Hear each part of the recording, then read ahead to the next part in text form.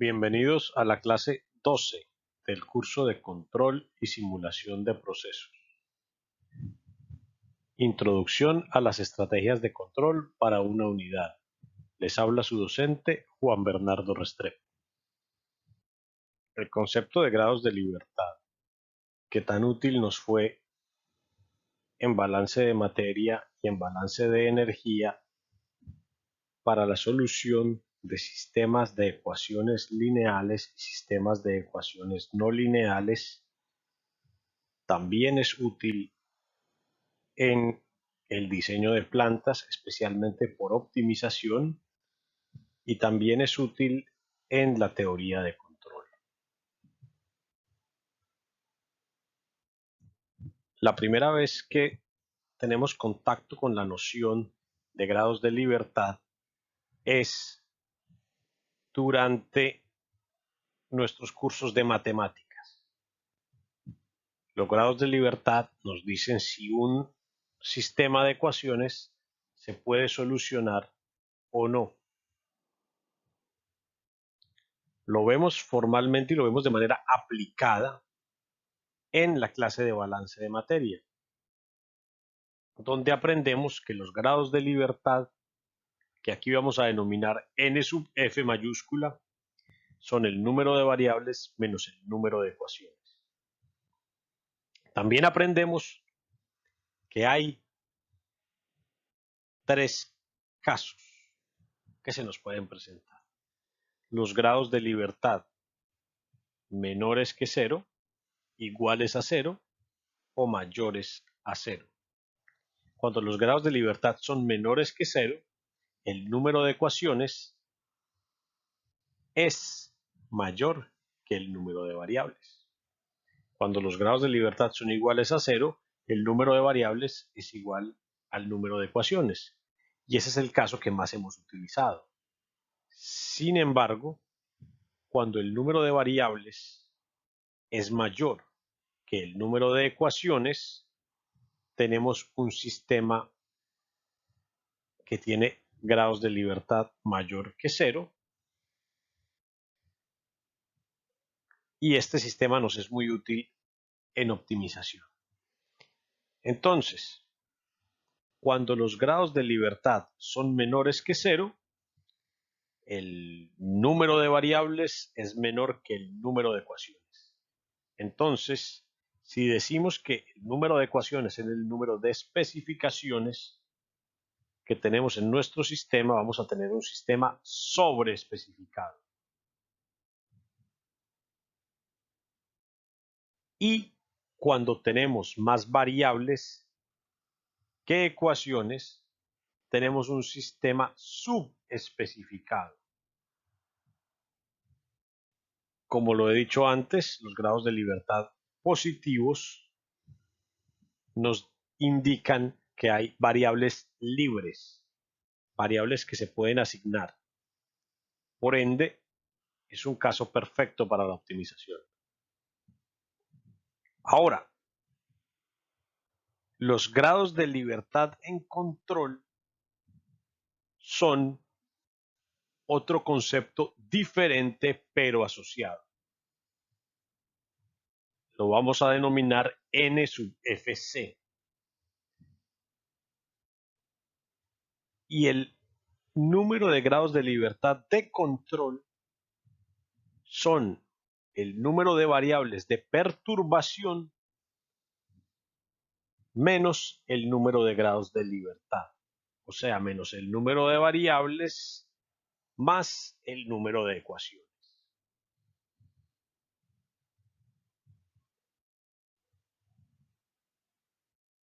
Como una regla general,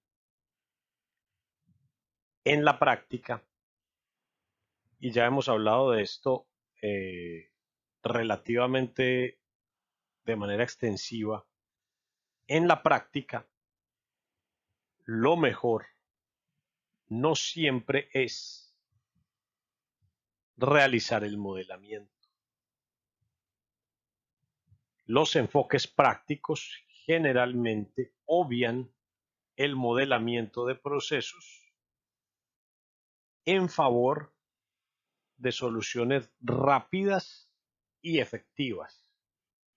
El modelamiento de procesos en sí es fundamental para la teoría de control, fundamental para el control de procesos. Sin embargo, para el día a día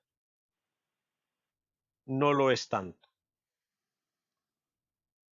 Entonces, si para obtener los grados de libertad de control tuviésemos que tener el modelo de la planta y además clasificar sus variables como variables de perturbación, hallar los grados de libertad de control sería bastante tedioso. En general, de la definición de grados de libertad de control y para la mayoría de problemas prácticos, el número de grados de libertad de control es igual al número de variables independientes que pueden ser manipuladas. Este número de variables independientes que pueden ser manipuladas las podemos identificar realmente simple cuando la planta ya está montada y son aquellas que tienen implementados actuadores y actuadores que podemos manipular de manera automática o de manera digital o que no sea de manera manual. Es lo que quiero decir. Sin embargo, seleccionar las variables independientes que pueden ser manipuladas en el caso de diseño de control o diseñar un sistema de control también puede ser complejo. ¿Dónde pongo válvulas y dónde no pongo válvulas? Lo ideal, lo que sería muy bueno, sería poder poner válvulas en absolutamente todas las corrientes y poner sensores en todas las corrientes de presión, temperatura, caudal. Sin embargo, eso no es práctico porque el costo de los sensores, como ustedes se habrán dado cuenta después de realizar los respectivos trabajos, es alto. Entonces,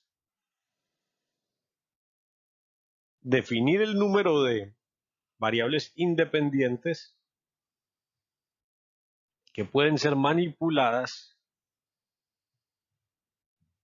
en un problema de diseño de un sistema de control es también complicado.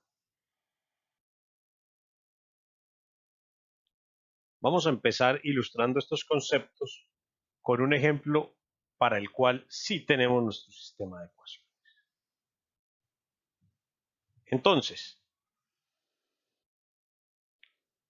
nuestro sistema de ecuaciones nos representa el calentamiento de un tanque agitado. Entonces, podemos utilizar vapor o cualquier otro medio de calentamiento que pueda ser condensado dentro de un intercambiador, sea helicoidal o sea una chaqueta, para calentar un líquido que esté en un tanque agitado.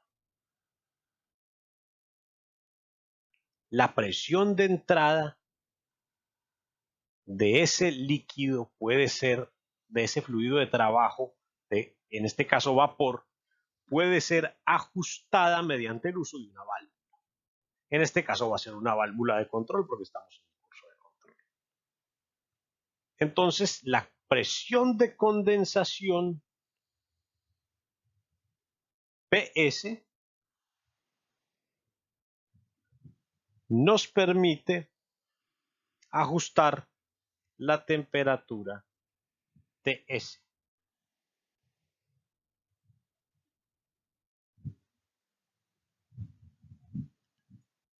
Y escribir un modelo muy particular. En este modelo vamos a describir la temperatura del tanque con sus entradas y sus salidas de fluido, para lo cual está el término en el balance de energía, y un intercambio de calor que vamos a poner aquí en rojo,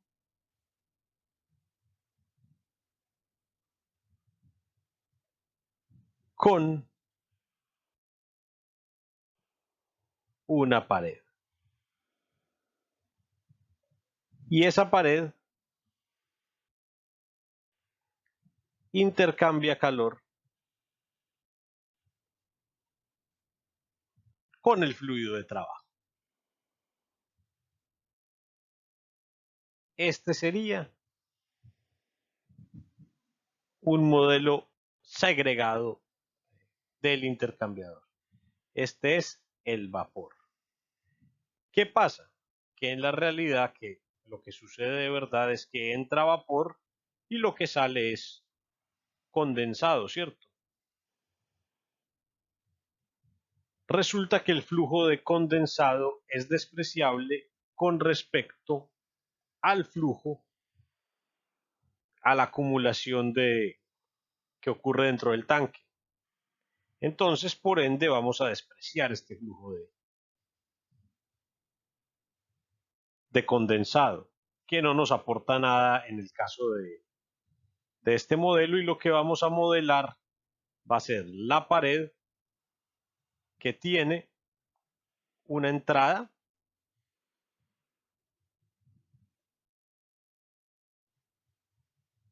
la acumulación de calor en la pared tiene una entrada de calor que es esta, que viene del vapor a la pared, y una salida de calor que es esta, de la pared al tanque. Y el tanque pues tiene sus términos de flujo de calor, de flujo de fluido, perdón, el calor que entra y que sale con el fluido, su acumulación y el flujo de calor que viene de la pared. Entonces ahora sí contemos. ¿Cuántas ecuaciones tenemos? 1, 2 y 3.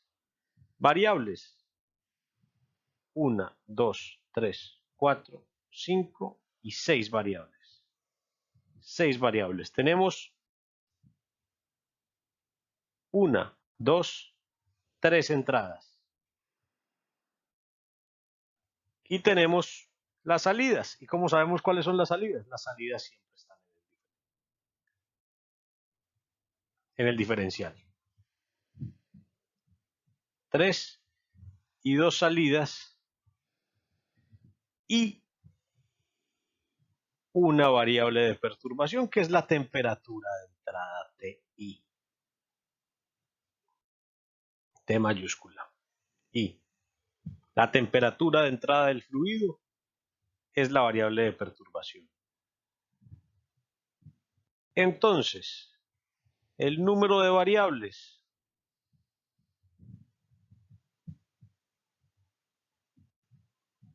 seis menos el número de ecuaciones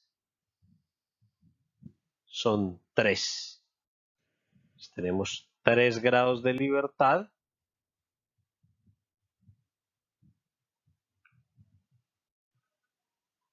Tenemos 3 grados de libertad. Entonces aquí serían 3 grados de libertad. ¿Y cuántas variables de perturbación tenemos? Tenemos una variable de perturbación.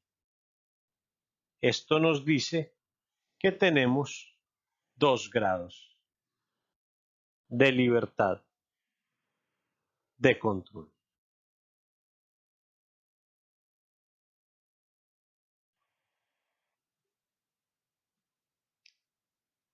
Tenemos 2 grados de libertad de control. O sea, limpiemos esto.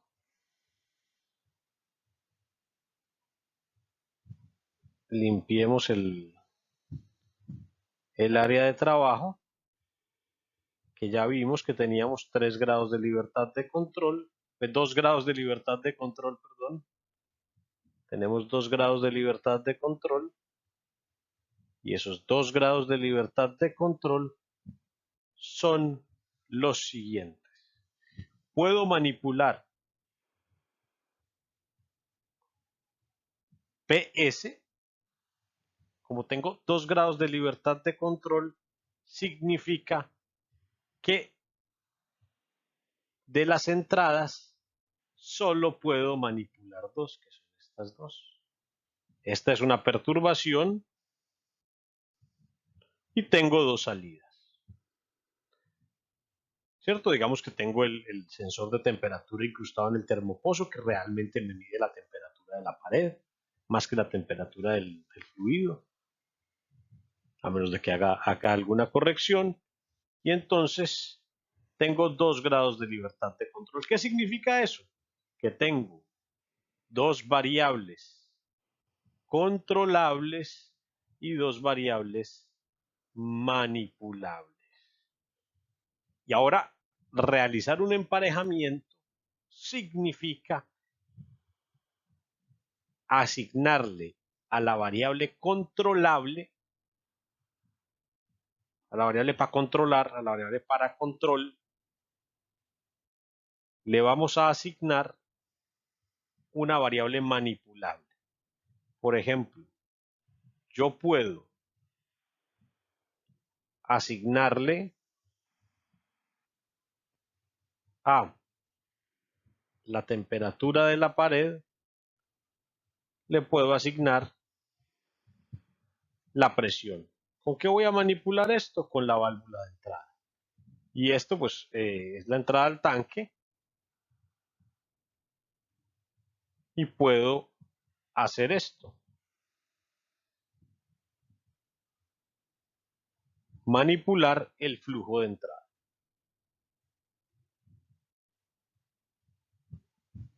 O simplemente manipular la temperatura del tanque con la presión del vapor. Y utilizar esta para otros fines.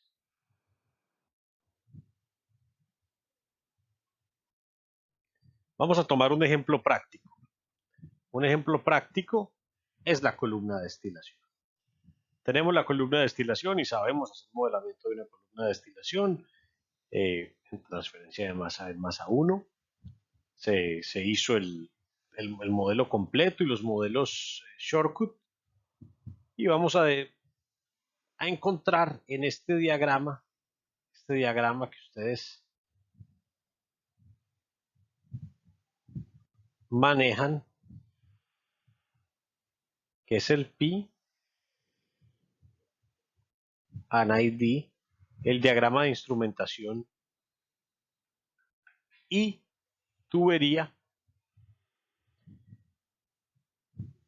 Vamos a mirar cuáles variables son manipulables. ¿Cuáles puedo manipular prácticamente en este sistema que está ya implementado? Todas las que tengan válvula de control. Asumamos que todas las válvulas aquí son válvulas de control. Entonces puedo manipular la carga del condensador.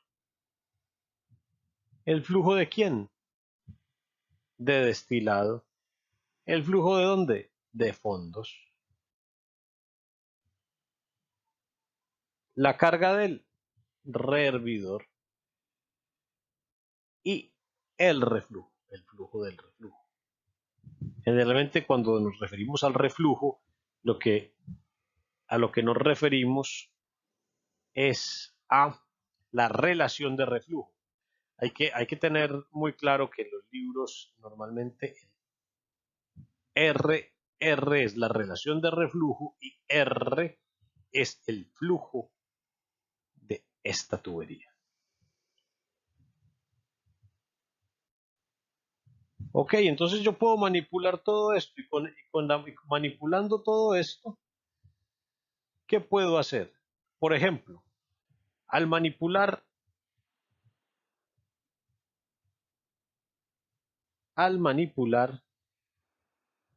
el flujo de fondos, estoy manipulando tanto, estoy controlando, puedo controlar, no manipular, controlar. Al manipular el flujo de fondos puedo controlar dos cosas: la altura en el sumidero o también la concentración de fondos. Entonces, un emparejamiento lo que me diría es qué va con qué.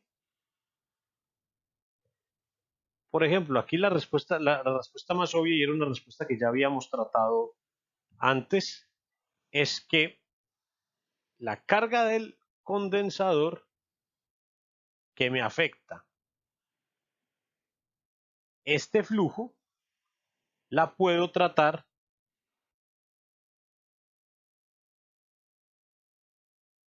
o puedo utilizar la carga del condensador para controlar. Voy a manipular la carga del condensador para controlar la presión en la cima. Por ejemplo, puedo utilizar el reflujo para controlar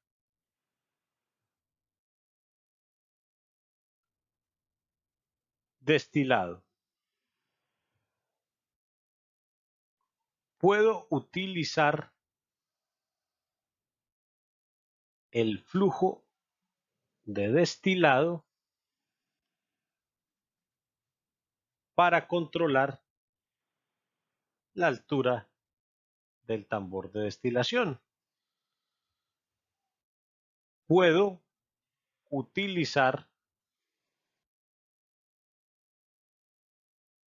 la carga del rehervidor para controlar la altura en el rehervidor y el flujo de fondos para controlar la concentración.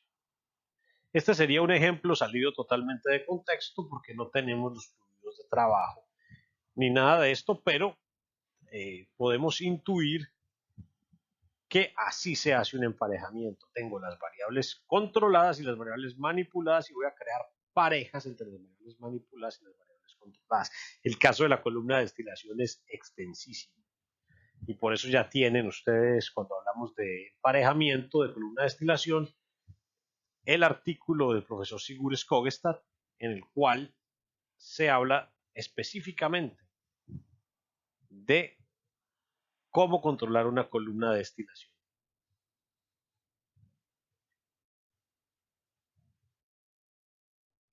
Agregar un controlador tiene efectos en los grados de libertad.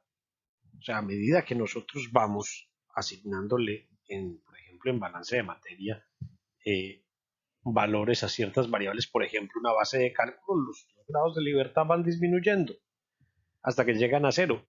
En general, lo que vamos a hacer es esto.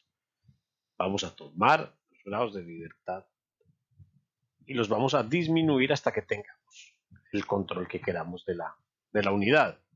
Entonces, agregar un controlador, cualquiera que este sea, ocupa un grado de libertad de control. Sin embargo, si hay un controlador en un nivel de jerarquía superior que ajusta el set point, entonces ni los grados de libertad ni los grados de libertad de control se ven afectados. La primera vez que uno escucha esto, se confunde, pero vamos a considerar dos casos. Caso 1. El punto de consigna o set point se ajusta manualmente y de manera poco frecuente. En este caso, el set point, punto de consigna, es más un parámetro que una variable. Entonces, matemáticamente agregar un lazo de control es agregar una expresión matemática que relaciona dos variables ya existentes, una entrada y una salida. Básicamente estamos agregando una ecuación, la ecuación del controlador. Por ende, el número de ecuaciones se aumenta y entonces los grados de libertad y los grados de libertad de control disminuyen en 1. Ese es el caso más simple. Ahora, tenemos un segundo caso. Si el punto de consigna está siendo ajustado continuamente por un nivel de control jerárquico más alto, esto ya lo habíamos visto, hay un nivel regulador y hay un nivel supervisor. El nivel supervisor me ajusta el set point, el punto de consigna del controlador en el nivel más bajo. Entonces, el punto de consigna o set point se convierte en una variable. Entonces, agregamos una variable, que sería el punto de consigna, y una ecuación que es el controlador. Por ende, 1 y 1 no me alteran ni los grados de libertad de la planta ni los grados de libertad del controlador. Entonces, a esto nos referimos. Si tenemos un controlador al cual se le cambia mucho el punto de consigna, entonces el punto de consigna se convierte en una variable. A continuación, observaremos algunas de las recomendaciones y sugerencias para realizar un correcto emparejamiento de variables. Ya se había dicho antes, pero es pertinente. El lazo de control establece una relación entre una variable de salida y una variable de entrada. Dentro del lazo de control a la variable de salida se le llama variable controlada y la variable de entrada se le llama variable manipulada. El emparejamiento consiste en seleccionar las variables controladas y las variables manipuladas y luego, como su nombre lo dice, hacer parejas que establecen lazos de control. Controlar una variable de salida mediante la manipulación de una variable de entrada. A continuación, mostraremos algunas guías para seleccionar las variables de control, las variables controladas, que son las variables de salida que deben ser controladas. Debemos controlar todas las salidas que no sean estables, todas las salidas no autorreguladas, es decir, que no sean bioestables, que a entradas finitas no presenten salidas finitas. Todas estas variables deben ser controladas. Hay que escoger salidas que deban cumplir restricciones como temperaturas, presiones y composiciones. Es decir, siempre que tengamos una variable que sea importante mantener en un rango, es una excelente candidata para variable controlada. Selecciona salidas que tengan relación directa con la calidad de producto o que lo afecten de manera significativa. Esto, a pesar de que pueda parecer muy obvio, nos dice que el control debe cumplir los objetivos de proceso. Vamos a seleccionar salidas que tengan una relación directa, que afecten directamente y significativamente la calidad del producto. O sea, la sensibilidad de la calidad del producto con respecto a la variable de salida es un criterio fundamental de selección. Cuarto, seleccionar variables que interactúen con otras variables controladas. Hay que seleccionar variables que puedan presentar interacciones positivas.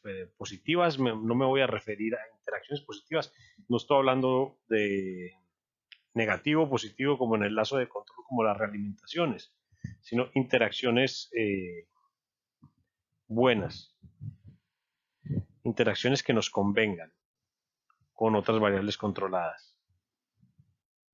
Tan importante como seleccionar las variables controladas, es importante seleccionar las variables manipuladas.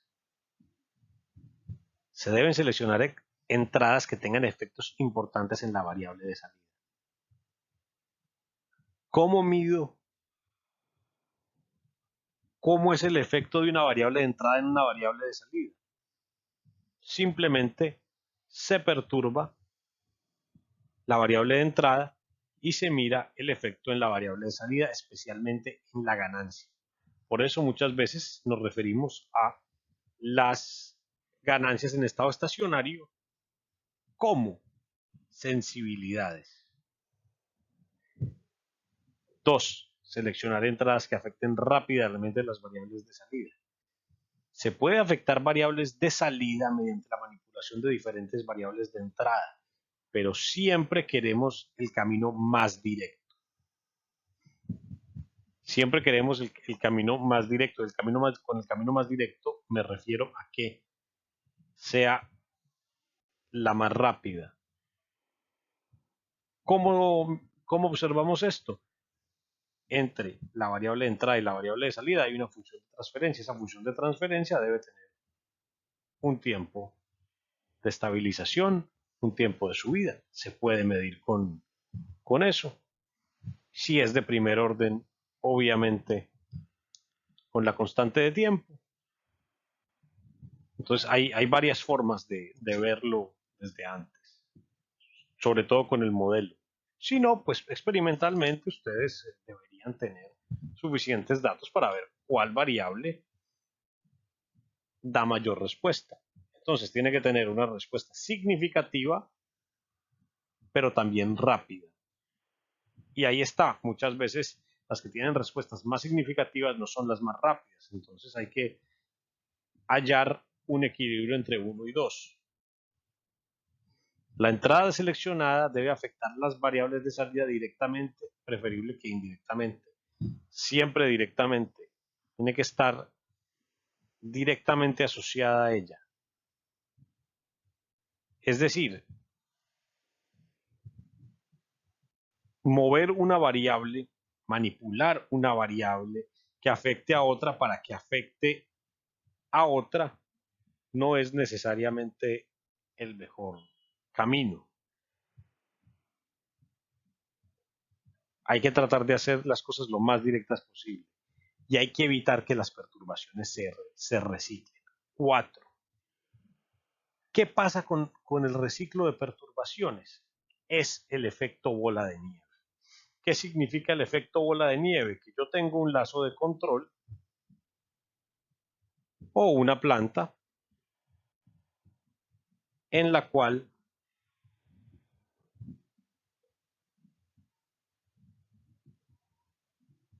tengo un reciclo. Si la perturbación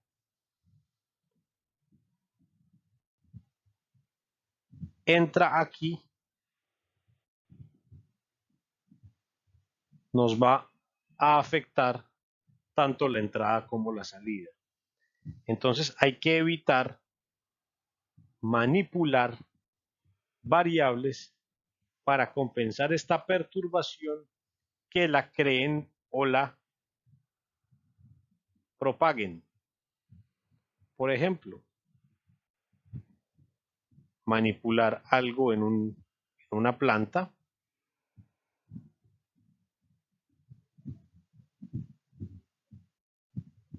tenemos un reactor, separador, reciclo. Si vamos a tomar alguna de estas variables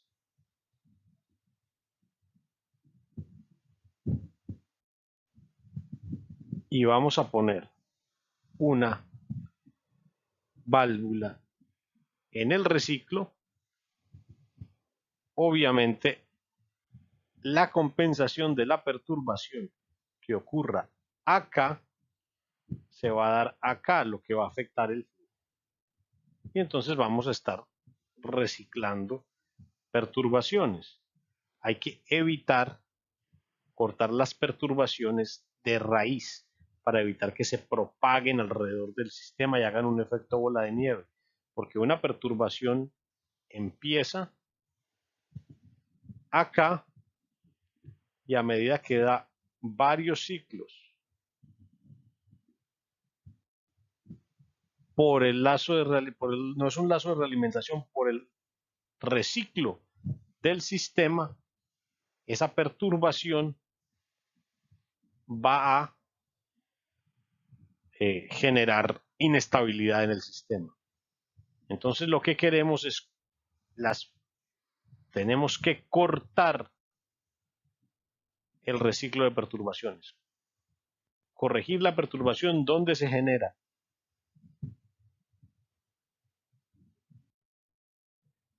Para la selección de las variables medidas, tenemos que tener en cuenta los siguientes criterios. Las medidas exactas y precisas son esenciales para el buen control. Seleccionar puntos de medida donde haya un grado adecuado de sensibilidad. ¿A qué se refieren con esto? Y el ejemplo siempre lo pongo en mi curso de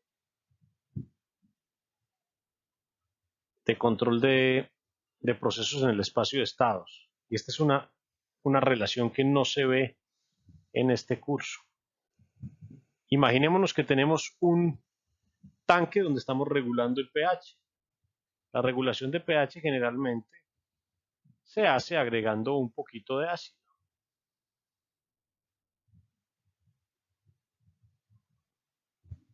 Un poco de ácido, pues obviamente tiene una válvula, una entrada. Aquí la vamos a representar con esta flecha.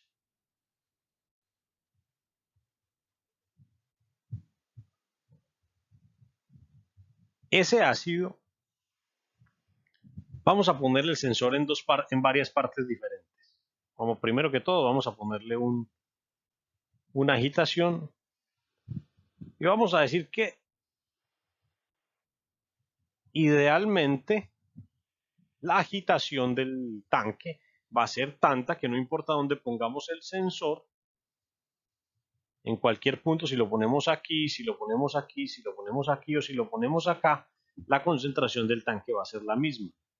Eso es si los CSTR perfectos existieran, pero como los CSTR perfectos no existen, entonces no vamos a tener. Entonces vamos a decir que la mezcla no es completa. Entonces si yo pongo mi sensor de pH acá, si lo pongo acá, o si lo pongo, digamos, ya en la salida, acá voy a tener diferentes medidas. Acá, lo que va a pasar cuando entre el ácido es que el pH, como el ácido entra no de manera continua, sino como en pulsos, cuando ocurre el pulso de ácido, vamos a poner el pulso de ácido en verde, cuando ocurre el pulso de ácido, lo que va a pasar con el pH es que va a tener una respuesta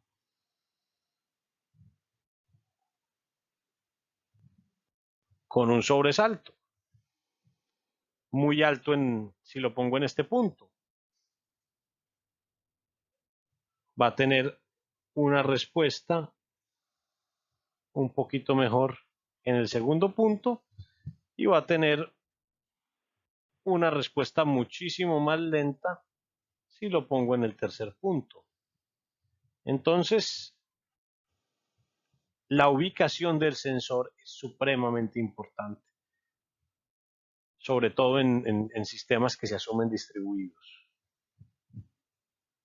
Y del ejemplo pasado, hay que minimizar los retardos. El ejemplo clásico del retardo que lo habíamos puesto bastante es la tolva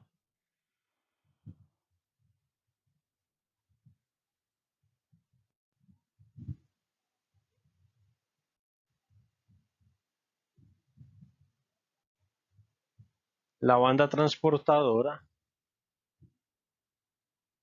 y el peso de un sólido. Cuando van cayendo las piedras,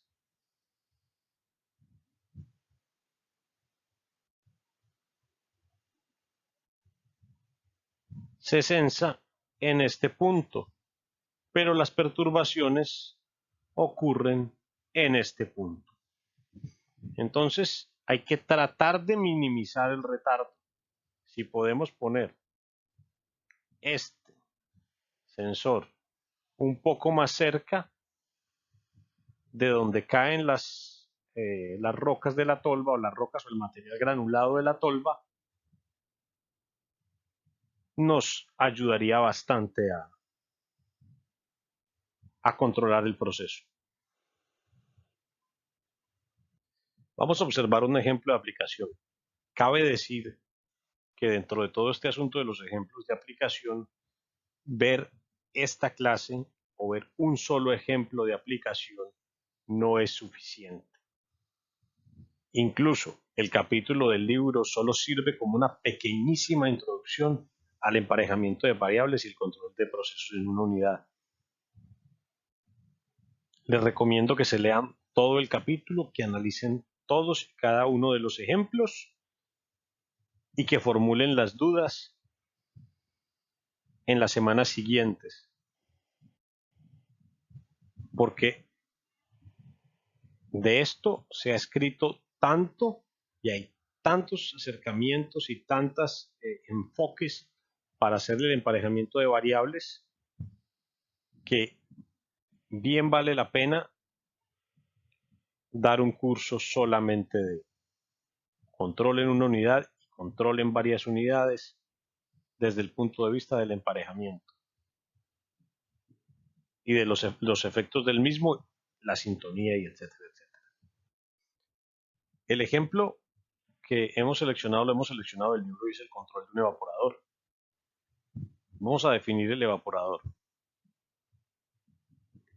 Se usa para concentrar la solución diluida de un soluto no volátil en un solvente volátil mediante la evaporación utilizando vapor suministrado a un intercambiador de calor tipo bobina.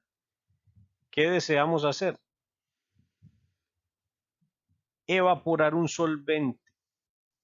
Entonces, la primera forma de evaporar un solvente que es volátil en un soluto no volátil, pues va a ser el calentamiento, diferencia de puntos de ebullición. Y para eso se utiliza un evaporador. Y si es necesario varios evaporadores, ya, si se necesitan demasiados evaporadores, pues se reemplaza obviamente por una columna de destilación y así sucesivamente, por un tren de columnas de destilación criogénica, etcétera, etcétera, etcétera. Pero la operación unitaria más básica para separar por diferencia de punto de ebullición o por diferencia de volatilidades es el evaporador. ¿Qué tenemos? Una entrada, un flujo de entrada, concentración de entrada, temperatura de entrada, una presión de vapor de alimentación al intercambiador de calor tipo bobina. Sabemos que un evaporador es un tambor de evaporación, es un recipiente grande que tiene una altura, que tiene ciertas restricciones.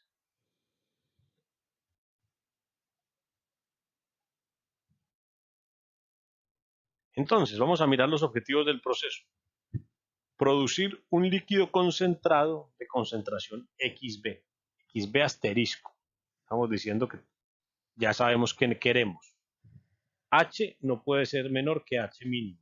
O sea, la altura del líquido dentro del evaporador no puede ser menor que una cota mínima. Esa cota mínima se calcula con los tubos del intercambiador. No queremos que el nivel del líquido baje por debajo del intercambiador y por ende que lo deje al descubierto generando degradación térmica.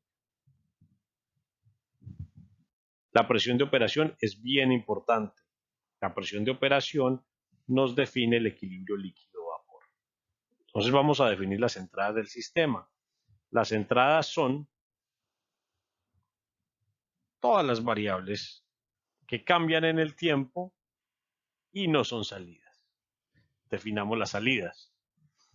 Las salidas del sistema son temperatura, presión, altura y las concentraciones a la salida. Ahora, ¿qué más variables varían en el tiempo? El flujo de entrada, la concentración de entrada y la temperatura de entrada, y no son salidas. La presión de el vapor también la podemos variar mediante el uso de una válvula, como se hizo anteriormente, y también podemos poner válvulas en las salidas de fondos y en la salida de cima. Entonces, ¿tenemos el objetivo de proceso? Claro. ¿Tenemos las variables de entrada y las variables de salida? Claras. Incluso ya sabemos que solo podemos manipular 3 variables, porque tenemos solamente 3 actuadores. Entonces, vamos a analizar el caso 1. Si puedo medir XB en línea, si puedo medir mi variable de control o la variable que mi objetivo de proceso en línea. Ustedes saben que los analizadores de composición son relativamente costosos, sobre todo para ciertos compuestos. Y si son asequibles, nos generan retardos. Por ejemplo, un cromatógrafo en línea genera retardos, entonces el control no es el mejor. Entonces, observen cuáles son los lazos de control que se establecen aquí. Variable manipulada. Variable manipulada número 1. Flujo de vapor. Variable manipulada número 2. Flujo de líquido. Variable manipulada número 3.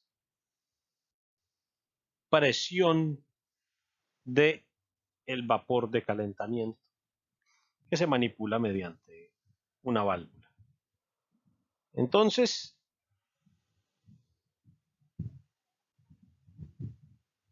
¿y qué salidas tenemos? La presión del sistema, la concentración del sistema y también la altura del tanque. Entonces, podemos observar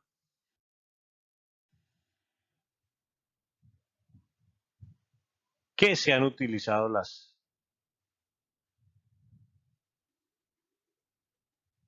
las guías. Vamos a observar cómo se han utilizado estas guías. Por ejemplo,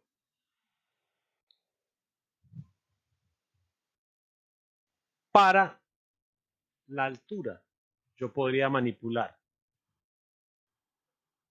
el vapor, la presión de vapor, que me cambiaría la temperatura, y la temperatura me haría evaporar, con lo que podría manipular la altura del líquido.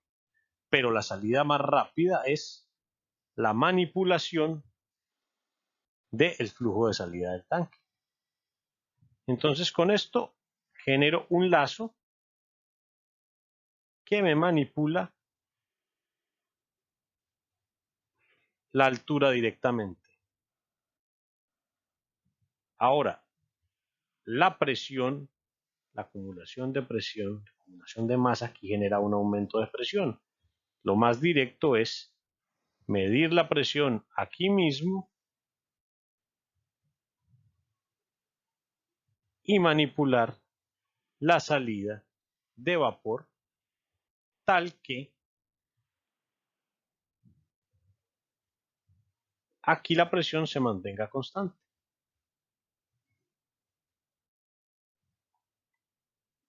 Y lo último es que, como la relación termodinámica de PS me define la temperatura del intercambiador, y eso me define la temperatura interna, y la temperatura me define directamente la composición, al manipular el calor suministrado, por ende la temperatura, voy a manipular la concentración. Entonces, a la presión la voy a manipular con D, perdón, a la presión la voy a controlar manipulando D, a la concentración la voy a controlar manipulando PS y a la altura la voy a controlar manipulando B.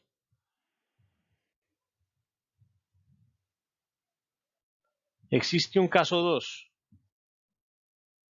En el caso 2, XB no se puede medir. Entonces,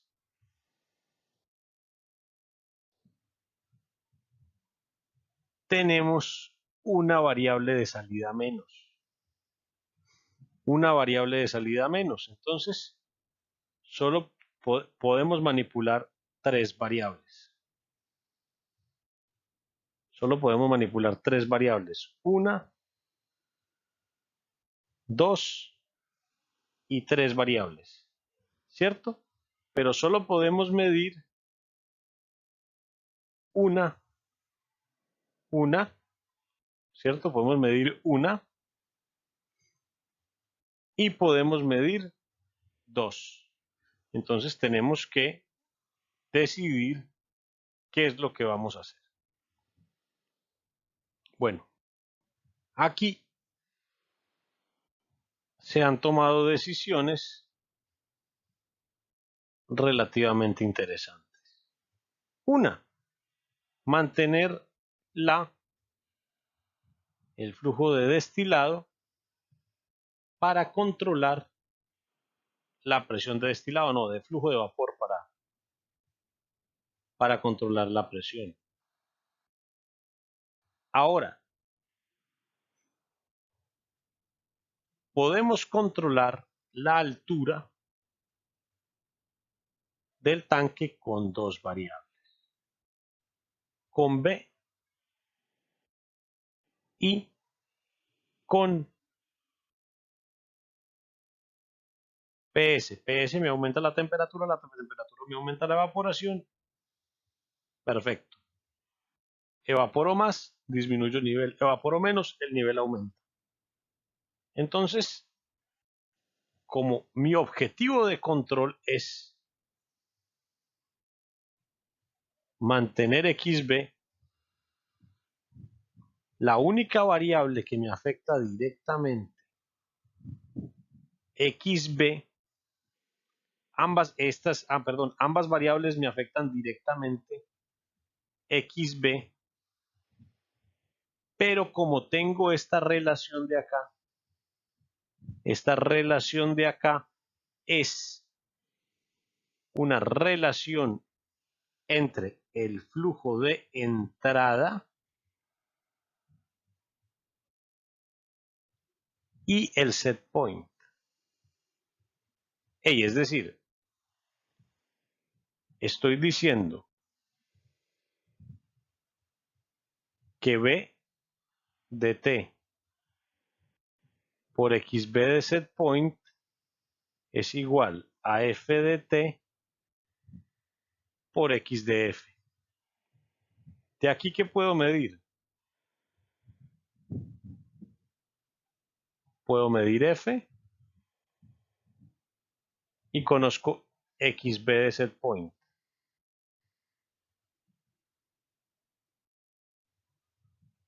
Entonces, bueno, y también conozco a qué composición entra la alimentación.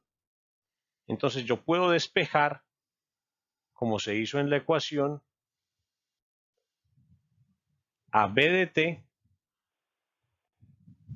para obtener una relación directa entre el flujo y el valor que debe tener B para que XB se mantenga en un set point dado. A esta relación se implementa como un lazo feed forward, se alimenta hacia adelante. Mido F, calculo cuánto debería ser B con esta relación de acá y lo aplico. Entiéndase que este cálculo se hace basado en un análisis de estado estacionario, en un balance igualado a cero. Entonces, lo más seguro es que no sea la mejor manera de controlar. Sin embargo, es una manera viable. ¿Y es viable cuándo? Cuando no podemos medir la concentración, que va a ser un caso que se va a dar mucho. Entonces, aquí lo que se hizo fue seleccionar, dado que íbamos a ocupar este actuador para el controlador feed forward, lo que se hizo fue seleccionar la que restaba para controlar la altura. Y este es otro tipo de emparejamiento. Ven que en la medida que se puede medir o no variables, los lazos de control varían y hay que recurrir a medidas diferentes. En este caso, el feed forward. Por eso, insisto en que yo puedo presentarles 3, 4, 5 ejemplos en una clase, pero mientras ustedes no hagan los ejercicios y mientras ustedes no lean completo el capítulo, lean completo todos los ejemplos que han planteado y vayan más allá, incluso hagan los ejercicios, este tema no va a quedar completamente asentado. Por eso las clases, la clase de este tema es bien complicada porque se pueden mostrar muchísimos ejemplos, muchísimos casos y con eso no se va a cubrir ni el 1% de lo que se les puede presentar. Entonces, este tema es complicado y por eso siempre es una introducción. Siempre se dice que es una pequeña introducción.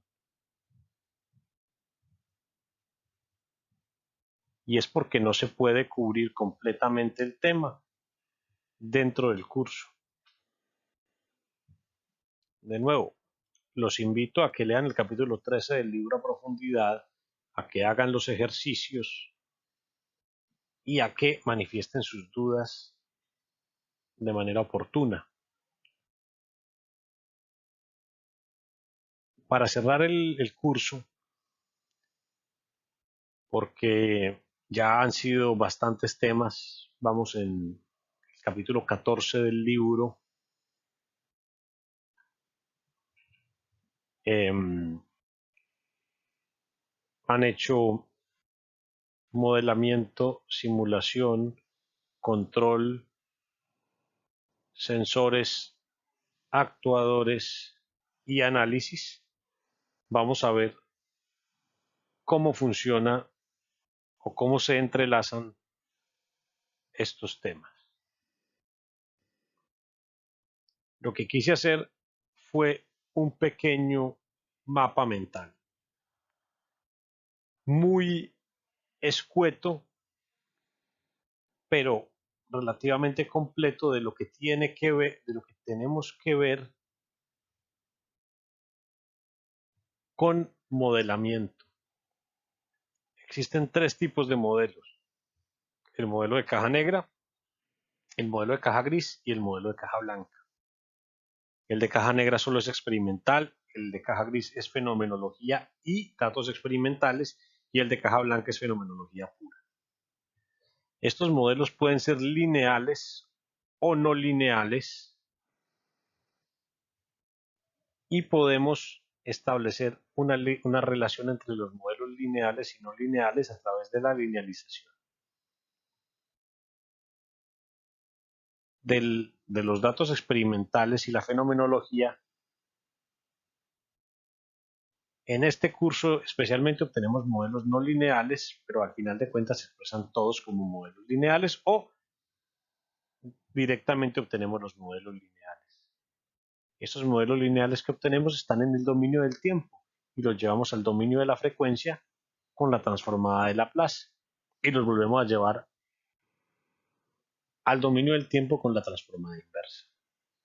Pero en el dominio de la frecuencia o en el dominio de Laplace tenemos la función de transferencia que puede ser de primer orden, de segundo orden y de orden superior. Y ese fue el objetivo principal de la parte de modelamiento. A partir de fenomenología o datos,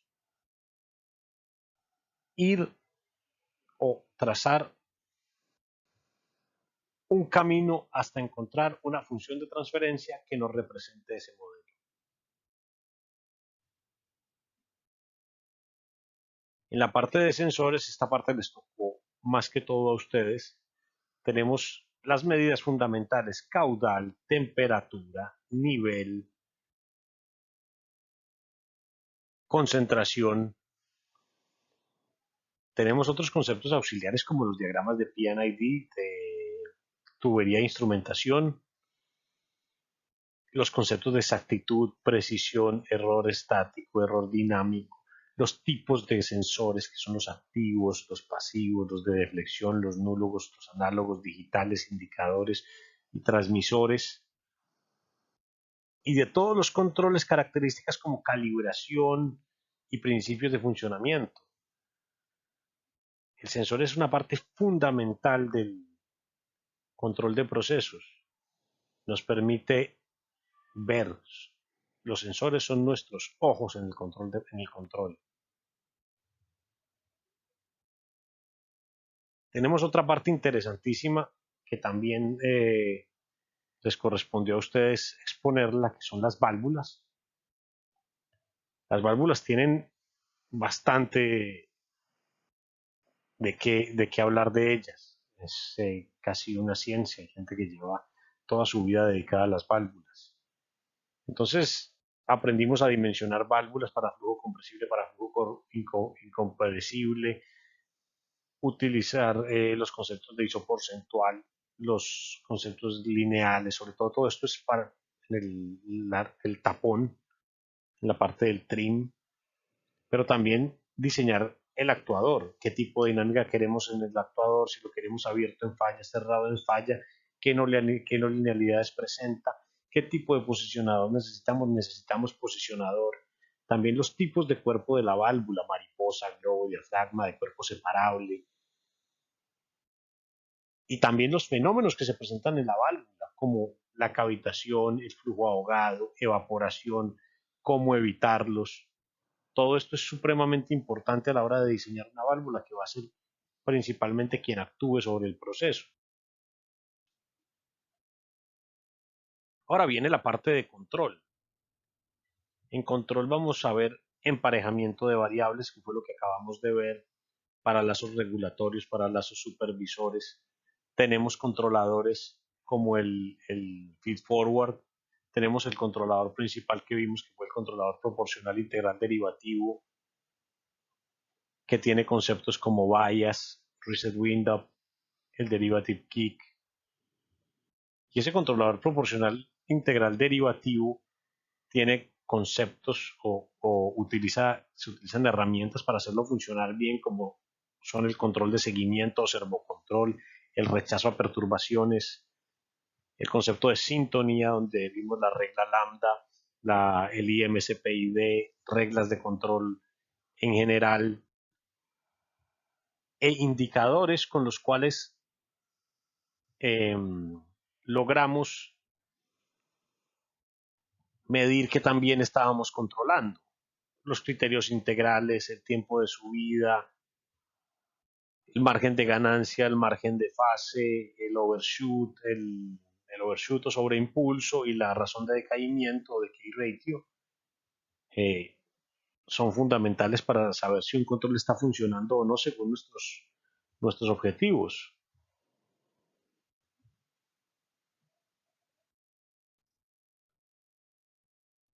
En la parte de análisis tenemos dos ejes centrales, que son el objetivo de control y el objetivo de proceso. El objetivo de proceso nos centramos en las características de diseño, cómo debe operar la planta, qué seguridad, la parte económica y el cumplimiento de normas ambientales. En cambio, en el objetivo de control estamos analizando la respuesta del proceso, tanto dinámica, que podemos analizar la estabilidad, el tiempo de estabilización, los criterios, indicadores, tanto como en la respuesta de la frecuencia, que podemos analizar el ruido, los márgenes de ganancia, los criterios de estabilidad de Bode, de Nyquist, etcétera, etcétera. Entonces tenemos algo supremamente importante. Tenemos que cumplir el objetivo de proceso cumpliendo también el objetivo de control. El objetivo de proceso, recordemos que es una medida de qué es lo que queremos obtener del proceso, y el objetivo de control, qué es lo que queremos obtener de la respuesta del proceso ante perturbaciones o cambios en el set point. Y se analizan de manera muy diferente.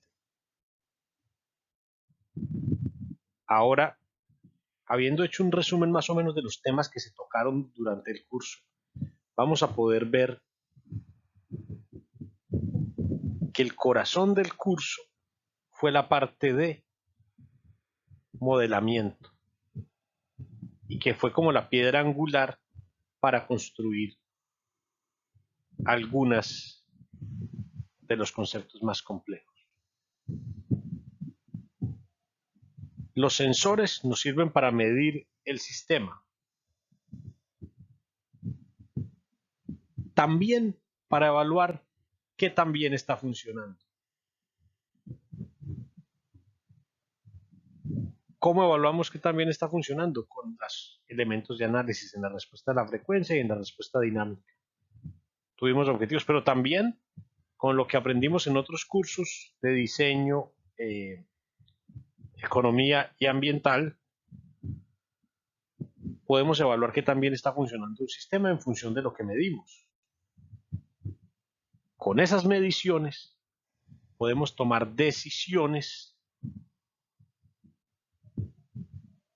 y eso básicamente es el control, tomar decisiones para manipular las variables de entrada. ¿Con qué manipulamos las variables de entrada? Con los actuadores. ¿Para qué? Para modificar el sistema real para que éste actúe de manera que no sea satisfactorio. ¿Cómo sabemos que no sea satisfactorio? Pues vamos a medirlo, a evaluarlo y a actuar de nuevo. Este es el ciclo de control, y esto es más o menos todo lo que vimos en el curso de control de procesos. Quería mostrarles este pequeño diagrama, que todavía está muy incompleto. Yo creo que hay que trabajarle muchísimo más para hacerlo fuera de más entendible, muchísimo más completo en el curso, pero mostrarles la, el objetivo final, que era que ustedes tuvieran elementos para atacar cada uno de los puntos del lazo de control. En una empresa ustedes se pueden dedicar al modelamiento, al sistema real, se pueden dedicar a los sensores y la instrumentación, se pueden dedicar también al análisis y gestión tanto de calidad como del proceso, se pueden dedicar a el control directamente, o a los actuadores y la planta. No importa en qué parte de la empresa esté usted ubicado, siempre va a tener que interactuar con las demás. Por eso el curso de control es un curso integrador. Y esa integración se ve en que usted condensa todo lo que sabe de ingeniería química en un modelos, y aprende cómo se miden esos modelos, cómo se actúa sobre esos modelos, cómo se miden esos modelos en sus objetivos de la respuesta, y por último, cómo se controlan esos procesos para obtener los resultados requeridos. Ese es el objetivo del curso de control. ponerlos en contexto sobre un lazo real que existe en la industria y que lo van a ver ubicuamente en cualquier industria en la que ustedes vayan. No importa dónde se pongan, algo tienen que ver con el controlador. De lo que es la teoría de control, van a ver lo poquito que vemos de control de verdad en esta clase. A ver, vimos funciones de transferencia, identificación, un poquitico, simulación, un poco, primeros principios, también lo vimos. ¿Vimos linealización? Sí. No vimos ni espacio de estados, ni espacio de estados no lineal, ni sistemas híbridos. De estimación de estados, no vimos nada. De estimación de estados, no vimos nada. De planeación, no pudimos ver nada. De control lineal, pudimos ver PID.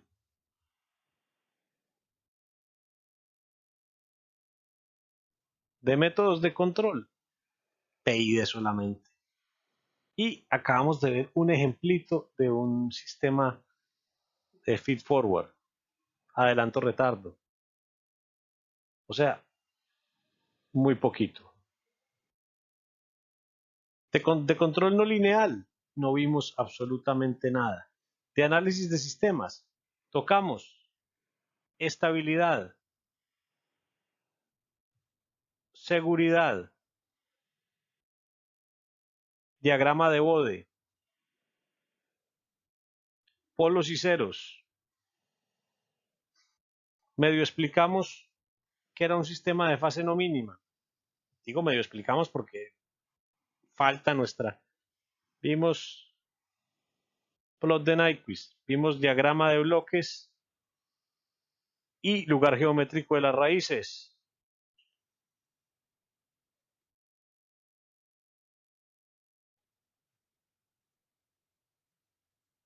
Vimos dominio del tiempo y dominio de la frecuencia.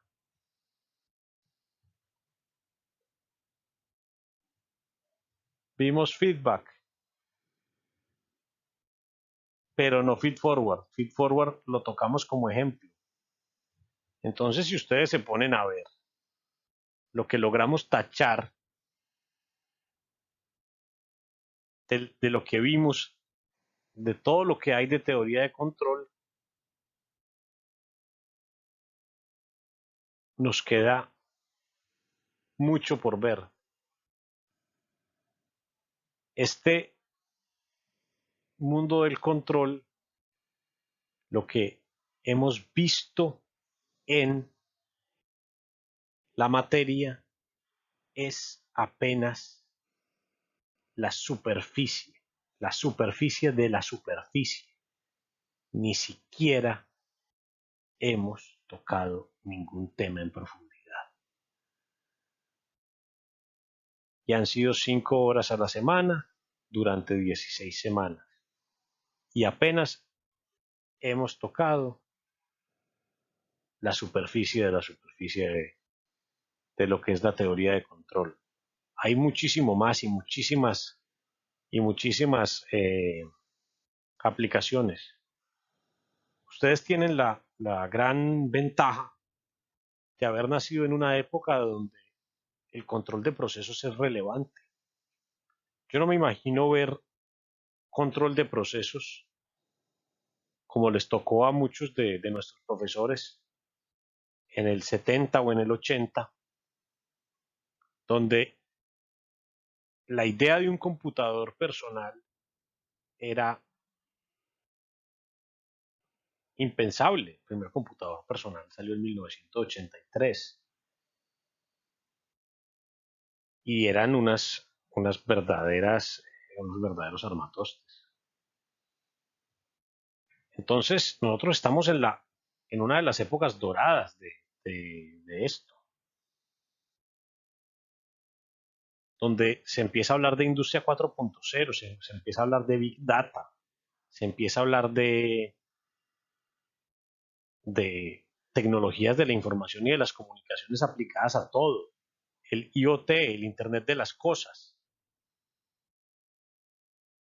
No crean lo que les dicen, que ustedes van a ver control de procesos y después nunca más lo van a utilizar. Lo van a necesitar en absolutamente todos los aspectos de su vida, quieran o no.